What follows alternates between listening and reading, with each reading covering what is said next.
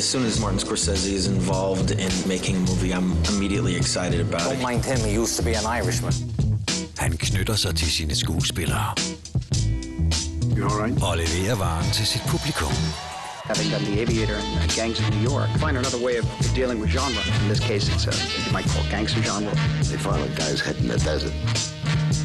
You know about that? I think you're way out of line talking to me like that. I learned so much by working with him every single time. They're both movie stars. Fair game all around. Thanks for that compliment. Med en karriere, der strækker sig over 6 årtier, hvilket er bemærkelsesværdigt, er hans passion stadig at skabe mere. Look what they did to my hand, man.